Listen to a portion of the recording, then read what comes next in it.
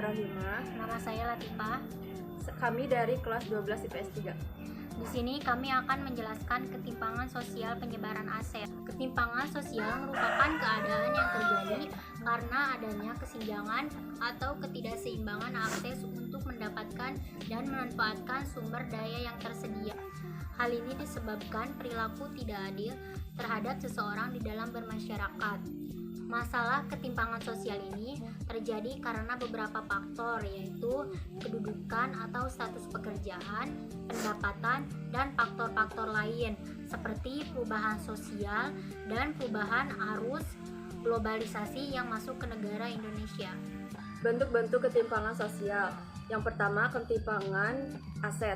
Ketimpangan penyebaran aset tidak merata terjadi karena pendistribusiannya hanya terpusat di perkotaan. Sementara di desa-desa biasanya sangat tertinggal. Misalnya pembuatan jalan tol lebih banyak dilakukan di kota dibandingkan di desa-desa. Contohnya yaitu sebagai gambar berikut. Dari gambar tersebut, jelas terlihat perbedaan antara aset jalan kota dan desa, di mana jalan kota lebih maju dan lebih diutamakan pembangunannya dikarenakan aset jalan kota menjadi saran penting bagi pemerintahan dan masyarakat kota untuk melakukan segala pekerjaannya. Sedangkan jalan di pedesaan cenderung lebih tertinggal dan masih banyak yang jauh dari kata baik. Hal tersebut dikarenakan jalan desa kurang diperhatikan oleh pemerintah, juga letaknya yang lebih jauh dari pemerintah pusat. Kemudian hal tersebut menyebabkan timbulnya ketimpangan sosial pada penyebaran aset terhadap masyarakat pada pemerintahan pusat. Faktor penyebab ketimpangan sosial penyebaran aset ada dua faktor, yaitu yang pertama faktor internal, disebabkan oleh adanya hambatan sistem yang terjadi dalam kebijakan pemerintahan yang berasal dari luar kemampuan seseorang.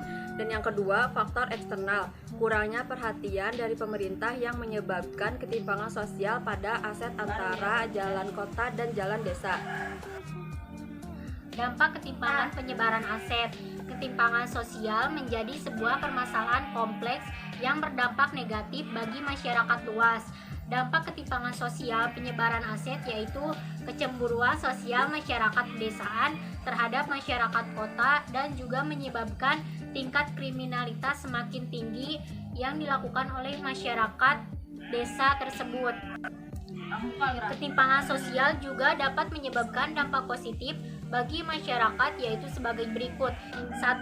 Ketimpangan sosial dapat menjadi stimulasi ampuh bagi beberapa wilayah untuk terus memaksimalkan potensi mereka demi menuju ke arah yang senantiasa lebih baik lagi.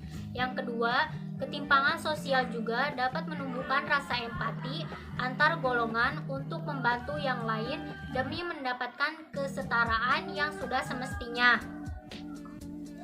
Yang ketiga, mengajarkan pada masyarakat mengenai arti tentang kehidupan yang beragam.